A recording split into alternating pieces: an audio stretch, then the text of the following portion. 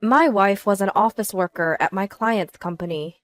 At the time, being young, I was drawn to her quiet demeanor. I approached her fervently, and we started dating. 2 years later, I went to her parents' home to seek their approval for our marriage. There, her father unexpectedly suggested that we live with them.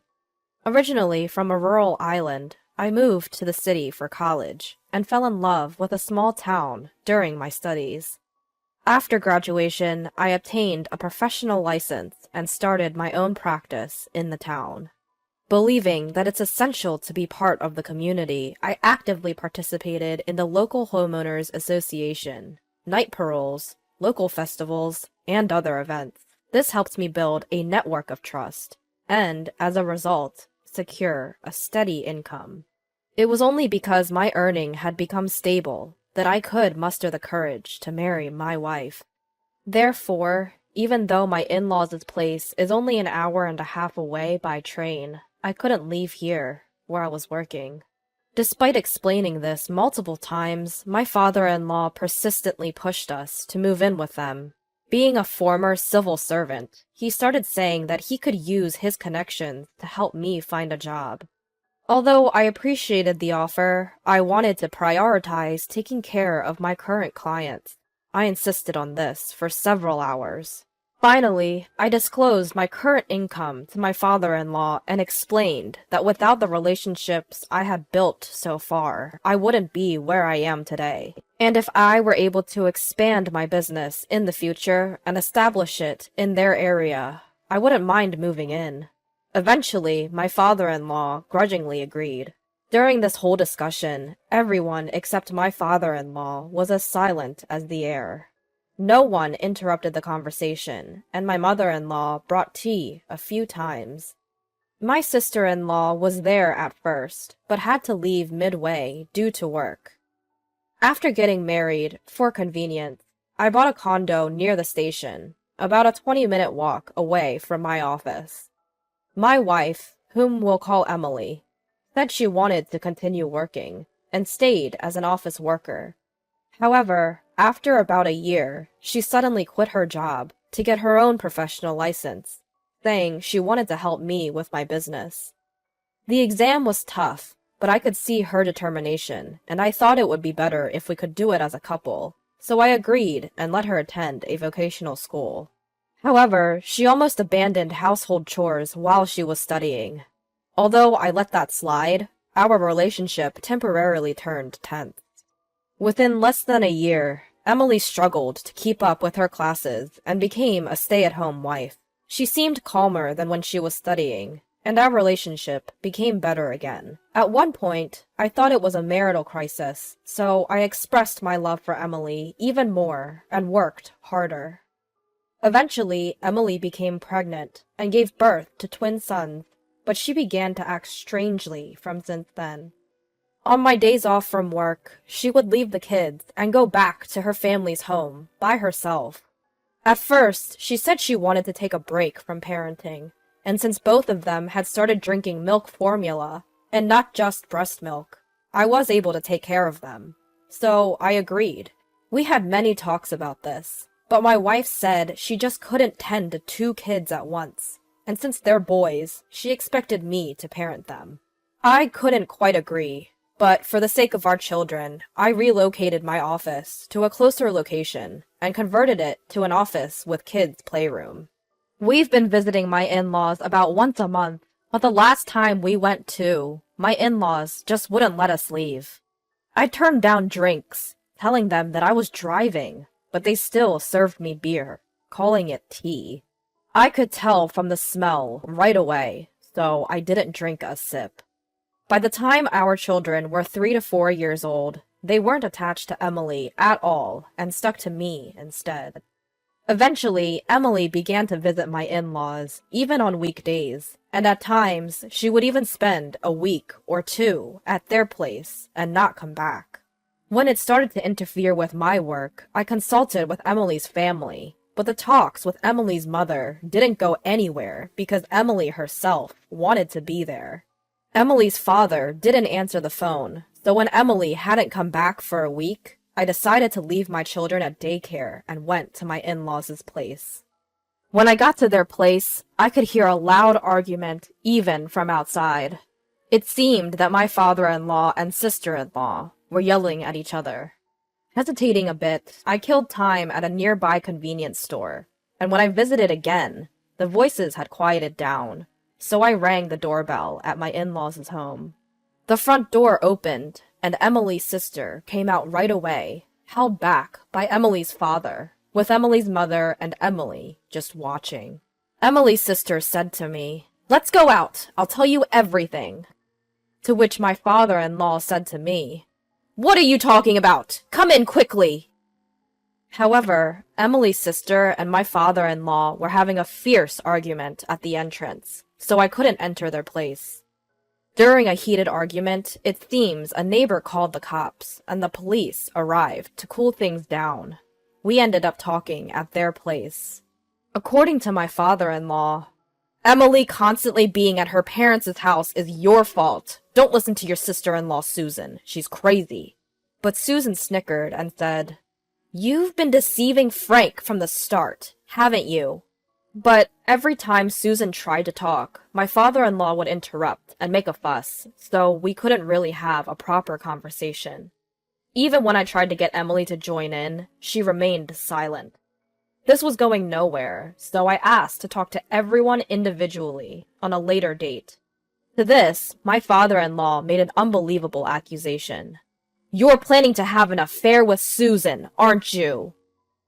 Upon hearing this, Susan stood up and said, "Fine, that's enough. I'm leaving this house. Be prepared to cut ties with me." Then she walked out of the room. No one else followed her, but I followed her to the door. Susan, with a serious look on her face, handed me a small envelope and urged me to go back inside. After tucking the envelope inside my jacket, I went back to the room where my father-in-law began again. "Looks suspicious, ain't it? You better move in here quickly." I myself was running out of time, and I had to pick up my kids, so I calmly said, "We've already discussed this before we got married. I don't have Susan's number, and I only meet her here. It's getting late, so I'm taking Emily home today." Then I promptly had Emily gather her things, and we headed home. In the car on our way home, I talked with Emily, but she kept repeating, "The kids don't like me. I don't understand boys. I'm useless." Since I still loved Emily, I told her, "Stay with the kids as much as you can. Raise them in your own way, and I want you to be by my side." We picked up our kids from the daycare and went home.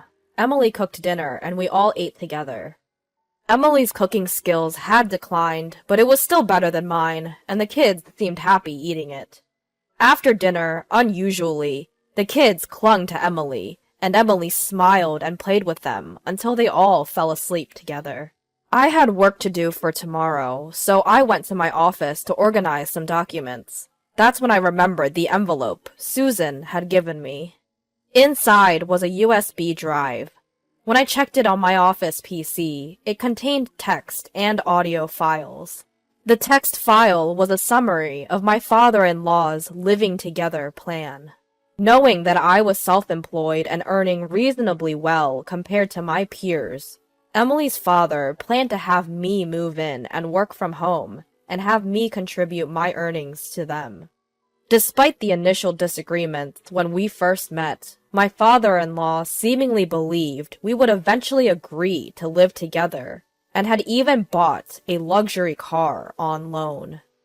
However, he saw no signs of Emily and I moving in, though Emily's father had the idea to get Emily a professional license, but her failing the exam thwarted his plan. Still, Emily's father couldn't give up on my income. After Emily gave birth, he came up with a plan to take Emily away from me and manipulated her to get her on his side. Since there was still no sign of us moving in, my father-in-law thought that if he could push the kids onto me, even on weekdays, we would have to rely on them. However, I had set up a childcare room in my office. The next step, apparently, was to keep my wife Emily at home, waiting for me to buckle under the pressure and suggest we live together. The voice file recorded my father-in-law bragging to Emily, Emily's mother, and Emily's sister about the plan, as well as insults towards me and Emily when things went wrong. Emily's mother accepting this, Emily agreeing, and threatened to Emily's sister when she tried to intervene. There were also commands telling Emily to get her hands on my money and to bring that money over, to which Emily only responded with, "Understood." But Emily's sister's opposition was also recorded. Lastly, there was a separate message from Emily's sister, and there was something shocking written there. Apparently, in that house, if they stood up against their father, he would punish them by starvation and economic abuse. Emily's sister often stood up to such a father, and every time she did, she received unthinkable harassment, such as being denied meals and not being given lunch money. Emily, who grew up seeing this, obediently obeyed her father. To stand up to her father, Emily's sister had been learning judo from the upper grades of elementary school. Of course, Emily's father didn't provide the money, but because she was good at it, a police officer relative allowed her to go to the police station dojo. When Emily's sister was in her first year of high school, she was almost assaulted by Emily's father, of course, in a sexual way. But Emily's sister, who had been training, fended off Emily's father, and it seems there was never another attack after that. However, the way Emily's father looked at and behaved towards Emily was strange, so Emily's sister suggested Emily learn judo as well. But Emily gave up as her parents were against it. After graduating high school, Emily's sister got a job and saved as much money as possible. The plan was to eventually take Emily and run away from their parents' house. But Emily, who was raised too obediently, didn't know how to stand up for herself. I have a feeling Emily's been assaulted by my father-in-law when she was in high school, but there's no evidence. When Susan was at home, Emily would cling to her. So when Emily one day told her sister that she had someone she liked and had been asked out, Susan was truly surprised. At first, Susan would secretly watch them on dates. If he turned out to be a weird guy, she was ready to rescue Emily right away. When my father-in-law proposed the cohabitation plan, she thought I would be all right because I had strongly refused. But after seeing Emily's father's obsession, Emily's sister thought it would be best to leave some evidence for the future. Now, Emily might be assaulted by our father, Susan felt, and she wants me to help Emily as soon as possible. She is sure she can protect herself, so she only wants me to worry about Emily. If I still couldn't trust her, she had written instructions to call her work number from a public phone using an alias. Although I did trust her, I had some questions and needed to confirm a few things, so I called a few days later. Susan provided a few more details. The reason she told me to call from a public phone with an alias was because she suspected there might already be a wiretap in the office. The alias was also taken into account in case I didn't call from a public phone. And then I was told to take a moment, gather my thoughts, and get back in touch once I was ready. Emily stopped mentioning wanting to go back to her parents' home and started staying at our place. We started having little conversations, gradually, bit by bit. A week after the upheaval, I came home to find Emily and our sons genuinely laughing together. It was the first time I'd seen a smile on Emily's face. I couldn't help but burst into tears. That night, Emily made a confession. She opened up about her past, her inability to defy her father, how her sister had always been there to protect her, and the times she was assaulted. Her sister shielded her whenever she was around, but her father took advantage of the times when she wasn't. She had believed that she couldn't defy her father. She was scared of men, But strangely enough, I was an exception. When I confessed my feelings to her, she was genuinely happy, albeit with complex emotions. But with the support of Emily's sister, she was truly happy to be in a relationship. Around that time, her father was often out of town due to work, so there were fewer opportunities for him to assault her. However, when his assignment ended and he returned home, it was pure terror for Emily. When I proposed to her during this time, she felt like she had no choice but to cling to me. She was taken aback when her father suggested that we live together during our first meeting, but she decided to follow me when I strongly objected. Our marriage was a bliss, until her father insisted that she get a certification. He even threatened to reveal her past to me if she didn't comply. She had no choice but to comply, so she tried her best, but it wasn't enough. Still, she was relieved that she didn't have to go back to her parents' home. Life with me was simply delightful. She was genuinely happy when she became pregnant and we had twins. Initially, Emily's father seemed fond of his grandchildren, which put us at ease. We thought he had changed. But Emily's father hadn't changed after all. He began to separate Emily from me and our children. She was yelled at, threatened, and forced to return every weekend. Eventually, Susan moved back to her parents' home, probably to protect Emily. Then Emily was told to abandon childcare and household chores on weekdays and dump the kids on me. As she obeyed from being threatened as usual, I set up a daycare room in my office. She said she had never felt such despair. Even though she blamed herself, to her it seemed as if even I was trying to distance myself from her children. And then one day, my father-in-law assaulted her. Despite placing a large package in front of the door and doing her best to defend, it was in vain. Just when she was about to give up, Susan, who had sensed something was wrong, entered the room. From then on, my wife had Susan stay in the same room, and she somehow managed to protect herself. The day I went to the scene of a quarrel between my father-in-law and Susan, it seemed her sister was urging her father to release Emily already. Of course, her father got angry and a fight ensued, and then I showed up. When we got home that day, she was overwhelmed with my accepting kindness, and at the same time sensed that I had heard something from Susan. She was grateful to be accepted for who she is, and for our sons who always enjoyed the meals she cooked.